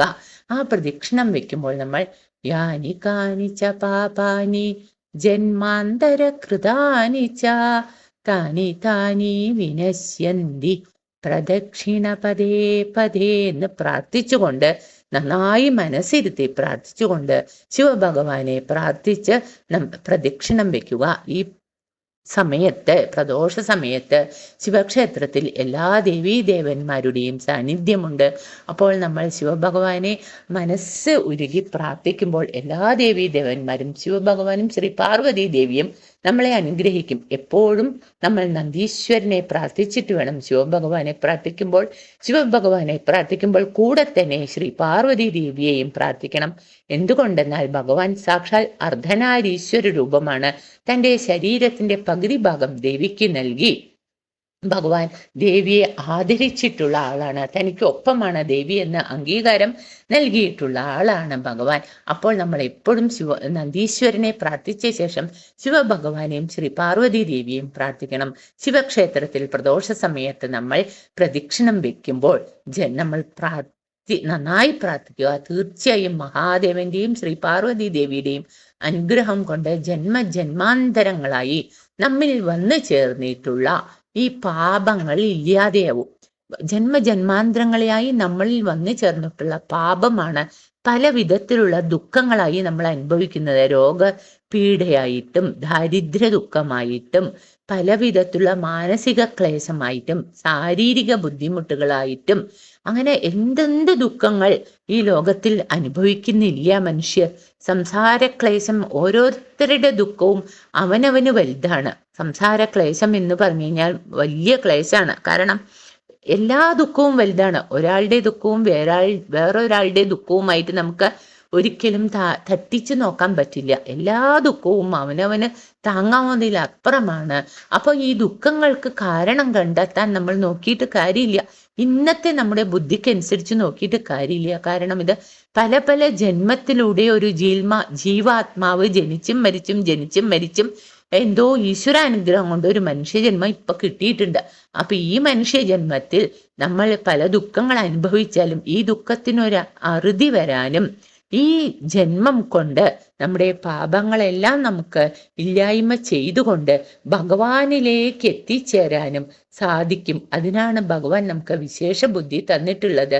അതിനു വേണ്ടിയിട്ട് ഒരു ആരാധനാ സമ്പ്രദായങ്ങൾ, അനേകം വ്രതങ്ങൾ, അനേകം പുരാണ ഗ്രന്ഥങ്ങൾ, അനേകം മുനിമാരിലൂടെ നമുക്ക് എന്തെന്ത് ചെയ്യണം, എന്തെന്ത് ചെയ്യാൻ പാടില്ല എന്ന് നമുക്ക് പറഞ്ഞു തന്നിട്ടുണ്ട്. ആ പറഞ്ഞു തന്നത് നമ്മൾ മനസ്സിലാക്കി അത് പ്രകാരം നമ്മൾ ഉത്തമമായ ഭക്തിയോടുകൂടെ പ്രവർത്തിച്ചു കഴിഞ്ഞാൽ, ഉത്തമമായ ഭക്തിയോടുകൂടെ വ്രതങ്ങളെടുത്ത് സത്സംഗം കേട്ട് പുരാണ ഗ്രന്ഥങ്ങൾ പാരായണം ചെയ്ത് ക്ഷേത്രത്തിൽ മുടങ്ങാതെ ദർശനം ചെയ്ത് പ്രാർത്ഥിച്ചു കൊണ്ടിരുന്ന തീർച്ചയായും ഭഗവാൻ നമ്മുടെ പ്രാർത്ഥന കേൾക്കും. ഇവിടെ ശുചിവ്രതന്റെയും ധർമ്മഗുപ്തന്റെയും പ്രദോഷവ്രതം അവർ ശാണ്ഡില്യമാമുനി പറഞ്ഞ പ്രകാരം തുടങ്ങിക്കഴിഞ്ഞപ്പോൾ ഒരു 3-4 മാസം കഴിഞ്ഞപ്പോഴേക്കും ഒരു ദിവസം രാവിലെ ശുചിവ്രതൻ നദിയിൽ കുളിക്കുകയായിരുന്നപ്പോൾ ഒരു കൊട്ട ഇങ്ങനെ ഒഴുകി വരികയാണ്. ആ നദിയിലൂടെ അതിവേഗം ശുചിവ്രതൻ കയ്യെത്തി പിടിച്ചു നോക്കിയപ്പോൾ അതിൽ നിറയെ രത്നങ്ങളും സ്വർണവുമായിരുന്നു. ഭഗവാൻ ശുചിവ്രതന്റെ ദാരിദ്ര്യ ദുഃഖം നീക്കിക്കൊടുത്തു. അത് വേഗം എടുത്തുകൊണ്ട് ശുചിവ്രതൻ വീട്ടിലേക്ക് വന്ന് അമ്മയുടെ കൈ കൊടുത്തു. അമ്മ അത് നോക്കിയതും പറഞ്ഞു, ഇത് മക്കൾ രണ്ടുപേരും തുല്യമായി വീതിച്ചെടുക്കണമെന്ന്. അമ്മ പറഞ്ഞത് വളരെ ശരിയാണ്. അവർക്ക് 2 മക്കളും ഒരുപോലെയാണ്. പക്ഷേ അപ്പോൾ ധർമ്മഗുപ്തൻ പറയുകയാണ്, ഞങ്ങൾ 2 പേരും ഒരുപോലെയാണ് പ്രദോഷവ്രതം എടുത്തത്. ഭഗവാന് ഞങ്ങൾ 2 പേരിലും ഒരു വ്യത്യാസവും ഇല്ല. ഒരാൾക്ക് ഇന്ന് ദാരിദ്ര്യ ദുഃഖം ശമിച്ചു, എനിക്കുള്ള അനുഗ്രഹം ഭഗവാൻ തരും. കുറച്ചു കാലവിളംബം ഉണ്ടെങ്കിലും സാരമില്ല അമ്മേ, കുറച്ചു കാലം കൂടെ അമ്മ ക്ഷമിക്കൂ. എൻ്റെ വ്രതം ഞാൻ മുന്നോട്ട് കൊണ്ടുപോകട്ടെ, ഭഗവാൻ ഇനിയും അനുഗ്രഹിക്കുന്നു. അപ്പൊ അമ്മ ആ കിട്ടിയ നിധി മുഴുവൻ മാറ്റിവെച്ചു. 2 പേരും വീണ്ടും വ്രതം തുടരുകയാണ്. അങ്ങനെ ഒരു കൊല്ലമായിട്ടുണ്ടാവും. ഈ 4-5 മാസം കൊണ്ട് ശുചിവ്രതനെ അനുഗ്രഹിച്ചു. പക്ഷേ ആ അനുഗ്രഹം മാറ്റിവെച്ചിരിക്കുകയാണ്. ഈ ധർമ്മഗുപ്തനും കൂടെ ഭഗവാന്റെ അനുഗ്രഹം കിട്ടിയിട്ട് നമുക്ക് എല്ലാവർക്കും സന്തോഷമായി ഇരിക്കാം എന്ന് വിചാരിച്ച് അങ്ങനെ ഇരിക്കുമ്പോൾ ഒരു നാൾ അവർ 2 പേരും കൂടെ നടന്ന് ഒരു കാനന പ്രദേശത്തെത്തുകയാണ്. അപ്പോൾ അവിടെ അതിസുന്ദരിയായ ഒരു യുവതി അനേകം സഖിമാരോടുകൂടെ അവിടെ കുളിച്ചു വന്ന് അവർ പാട്ടുപാടി ഉല്ലസിക്കുന്നതാണ് കണ്ടത്. അപ്പോൾ ശുചിവ്രതനോട് ധർമ്മഗുപ്തൻ പറയുകയാണ്, നല്ല ഭംഗിയുള്ള കുട്ടികളാണ്, നമുക്കൊന്ന് അടുത്ത് പോയി പരിചയപ്പെടാമെന്ന്. അപ്പോൾ ശുചിവ്രതം പറയുകയാണ്, പാടില്ല, നമ്മൾ ബ്രഹ്മചാരികളാണ്, സ്ത്രീ സംഘം പാടില്ല എന്ന്. അപ്പോൾ ധർമ്മഗുപ്തൻ പറഞ്ഞു, അങ്ങ് ഇവിടെ നിൽക്കൂ, ഞാനൊന്ന് പോയിട്ട് അവരെ പരിചയപ്പെട്ടു വരാം എന്ന് പറഞ്ഞ് ആ കുട്ടികളുടെ അടുത്തേക്ക് പോയപ്പോൾ ആ പെൺകുട്ടിയും ഈ ധർമ്മഗുപ്തനെ കണ്ട് വളരെ അധികം ഇഷ്ടത്തോടുകൂടി സഖിമാരെ ഓരോ കാരണം പറഞ്ഞ് അവിടെ നിന്നും പറഞ്ഞയച്ച ശേഷം അവർ തമ്മിൽ സംസാരിക്കുകയാണ്. ആ കുട്ടി ഗന്ധർവ രാജകുമാരിയായ അംശുമതിയാണ്. ഗന്ധർവ രാജാവായ ദ്രമിളാഖ്യനാണ് ആ കുട്ടിയുടെ പിതാവ്. ഈ വിവരമൊക്കെ പറഞ്ഞപ്പോൾ ധർമ്മഗുപ്തനും തൻ്റെ പിതാവും അമ്മയും തനിക്ക് നഷ്ടപ്പെട്ടതും ക്ഷത്രിയനാണ്, ഇപ്പോൾ ബ്രാഹ്മണ സ്ത്രീയാണ് തന്നെ വളർത്തുന്നത് എന്നുള്ള സത്യവും പറഞ്ഞു. ഇപ്പോൾ തനിക്ക് രാജ്യവുമില്ല സമ്പത്തുമില്ല എന്നുള്ളതും പറഞ്ഞപ്പോൾ ആ കുട്ടി പറയാണ്, എനിക്ക് അങ്ങയെ വളരെ ഇഷ്ടപ്പെട്ടു, നമുക്ക് വിവാഹിതരാവാമെന്ന്. അപ്പോൾ ധർമ്മഗുപ്തൻ വീണ്ടും പറയുകയാണ്, ആരോരുമില്ലാത്ത യാതൊരു സമ്പത്തുമില്ലാത്ത എന്നെ നിനക്ക് സ്വീകരിക്കാൻ എനിക്ക് എന്ത് യോഗ്യതയാണ് നീ എന്നെ സ്വീകരിക്കാൻ എന്ന് ചോദിക്കുമ്പോൾ ആ കുട്ടി പറയും, ഒരു കാര്യം ചെയ്യൂ, ഇന്ന് പോയി മറ്റന്നാൾ വരൂ, ഞാൻ എൻ്റെ അച്ഛനോട് വിവരം പറഞ്ഞ് ഞങ്ങൾ എല്ലാവരും കൂടെ വരാമെന്ന്. അത് പ്രകാരം ധർമ്മഗുപ്തൻ പോയി ശുചിവ്രതനോട് വിവരങ്ങളൊക്കെ പറഞ്ഞ് വീട്ടിൽ പോയി അമ്മയോടും വിവരങ്ങളെല്ലാം പറഞ്ഞ് അന്നേക്ക് മൂന്നാം നാൾ മറ്റന്നാൾ എന്ന് പറഞ്ഞ ആ ദിവസം ധർമ്മഗുപ്തൻ ശുചിവ്രതനെയും കൂട്ടി അതേ സ്ഥലത്ത് വന്ന് അപ്പോൾ അവിടെ ഗന്ധർവ രാജാവായ ദ്രമിളൻ പൂർണ്ണ ഗന്ധർവ സൈന്യത്തോടുകൂടി സർവാലങ്കാര ഭൂഷിതയായ മകളെയും കൂട്ടി വന്ന് ഗന്ധർവ വിധിപ്രകാരം ധർമ്മഗുപ്തന് മകളെ കല്യാണം കഴിച്ചു കൊടുക്കുകയാണ്. എന്നിട്ട് സ്ത്രീധനമാണ് ഞാൻ നിനക്ക് തരുന്നത് പറഞ്ഞ ഗന്ധർവ സൈന്യത്തിനെ മുഴുവൻ കൊടുത്തിട്ട് പറഞ്ഞു, നീ പോയി വിദർഭ രാജ്യത്തിൽ പോയി നിനക്ക് നഷ്ടപ്പെട്ടതെല്ലാം തിരികെ പിടിക്കണം. എന്നോട് കൈലാസ പർവ്വതത്തിൽ വാണരുളുന്ന സാക്ഷാൽ ശ്രീ മഹേശ്വരൻ എന്നോട് പറഞ്ഞു അങ്ങ് ഇതെല്ലാം ചെയ്യണം, എൻ്റെ വലിയ ഭക്തനാണ് ധർമ്മഗുപ്തൻ എന്ന്. ഇത് കേട്ടപ്പോൾ തൻ്റെ പ്രദോഷ വ്രതത്തിന്റെ ഫലം തനിക്ക് മഹേശ്വരൻ അനുഗ്രഹിച്ചതാണ് എന്ന് മനസ്സിലാക്കിയ ധർമ്മഗുപ്തൻ അംശുമതിയെയും സ്വീകരിച്ചു. സൈന്യസമേതമായി വിദർഭയിലേക്ക് പോയി വിദർഭ രാജ്യത്ത് ശത്രുക്കളെയെല്ലാം കീഴ്പ്പെടുത്തി അവിടെ രാജാവായി സസുഖം വാണരുളി. അദ്ദേഹത്തിൻ്റെ കൂടെ തന്നെ ആ കൊട്ടാരത്തിൽ തന്നെ തൻ്റെ അമ്മയെയും കൊണ്ടുപോയി താമസിപ്പിച്ചു. മാത്രമല്ല ശുചിവ്രതനെ തൻ്റെ യുവരാജാവ് ആക്കുകയും ചെയ്തു. എല്ലാ കാര്യങ്ങളിലും രാജ്യഭരണത്തിനായാലും ഏത് കാര്യത്തിനായാലും ശുചിവ്രതൻ്റെ അഭിപ്രായം കൂടി കണക്കിലെടുത്താണ് രാജ്യം ഭരിച്ചിരുന്നത്. അങ്ങനെ പേരോടുകൂടിയും പ്രശസ്തിയോടുകൂടിയും സർവ്വവിധ ഐശ്വര്യത്തോടുകൂടിയും അനേക കാലം രാജ്യം ഭരിച്ചു ധർമ്മഗുപ്തൻ ശുചിവ്രതനോടുകൂടി. ഈ കഥ കേൾക്കുന്നവർക്ക് തീർച്ചയായും സാക്ഷാൽ മഹേശ്വരന്റെ കൃപ കണ്ട് പ്രദോഷകാലത്ത് ഈ കഥ കേൾക്കുകയും പറയുകയും ചെയ്യുന്നവർക്ക് സാക്ഷാൽ ശ്രീ മഹേശ്വരന്റെ അനുഗ്രഹം ലഭിക്കും. ഇപ്രകാരം ശ്രീ മഹേശ്വരന്റെ അനുഗ്രഹത്തോടുകൂടി ശുചിവ്രതനും ധർമ്മഗുപ്തനും പ്രദോഷവ്രതം കൊണ്ട് അവരുടെ ആഗ്രഹങ്ങൾ സാധിച്ച പോലെ പ്രദോഷവ്രതം പൂർണ്ണ ഭക്തിയോടുകൂടി എടുക്കുന്നവർക്ക് സാക്ഷാൽ ശ്രീ പരമശിവന്റെയും ശ്രീ പാർവതി ദേവിയുടെയും അനുഗ്രഹം കൊണ്ട് അവർ ആഗ്രഹിക്കുന്ന നല്ല നല്ല കാര്യങ്ങൾ തീർച്ചയായും കൈവരും.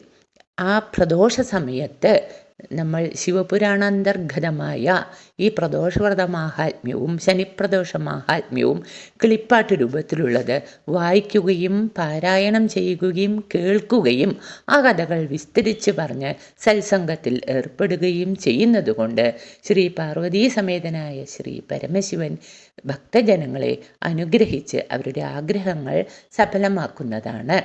ഇത്രയും പറഞ്ഞുകൊണ്ട് ഇന്നത്തെ എൻ്റെ പ്രദോഷവ്രത മാഹാത്മ്യത്തെക്കുറിച്ചും ക്ഷേത്ര ആചാരങ്ങളെക്കുറിച്ചും ക്ഷേത്രത്തിൻ്റെ ആവശ്യകതയെക്കുറിച്ചുമുള്ള ഈ പ്രഭാഷണം സാക്ഷാൽ ശ്രീ മഹേശ്വരൻ്റെ തൃപ്പാദത്തിൽ സമർപ്പിക്കുകയാണ്. ഇത്ര നേരം ക്ഷമയോട് കേട്ടിരുന്ന എല്ലാ ഭക്തജനങ്ങൾക്കും നന്ദി പറഞ്ഞുകൊണ്ട് ഇതിൽ എന്തെങ്കിലും തെറ്റുകുറ്റങ്ങൾ സംഭവിച്ചിട്ടുണ്ടെങ്കിൽ അതും ഭക്തജനങ്ങളും സാക്ഷാൽ ശ്രീ മഹേശ്വരനും ശ്രീ പാർവതി ദേവിയും ക്ഷമിക്കണേ എന്ന് മാപ്പ് പറഞ്ഞുകൊണ്ട് എൻ്റെ ഈ വാക്കുകൾ ഭഗവാന്റെ തൃപ്പാദത്തിൽ സമർപ്പിക്കുകയാണ്. കായേന വാചാ മനസേന്ദ്രിയൈർവാ ബുദ്ധ്യാത്മനാ വാ പ്രകൃതേ സ്വഭാവാത് കരോമി യദ്യ സകലം പരസ്മൈ നാരായണായേതി സമർപ്പയാമി. കരചരണകൃതം വാ കായജം കർമ്മജം വാ ശ്രവണനയനജം വാ മാനസം വാ പരാദം വിദിതമവിദിതം വാ സർവമേതൽ ക്ഷമസ്വാ. ശിവ ശിവ കരുണാബ്ധേ ശ്രീ മഹാദേവ ശംഭോ അന്യഥാ ശരണം നാസ്തി ത്വമേവ ശരണം മമ. തസ്മാത് കാരുണ്യഭാവേന രക്ഷ രക്ഷ മഹേശ്വരീ. യദക്ഷരപദഭ്രഷ്ടം മാത്രാഹീനം ച യദ്ഭവേത് തത്സർവം ക്ഷമ്യതാം ദേവി പ്രസീദ പരമേശ്വരീ. ലോകാ സമസ്താ സുഖിനോ ഭവന്തു. ശ്രീകൃഷ്ണാർപ്പണമസ്തു. ഹരി ഓം തത്സത്.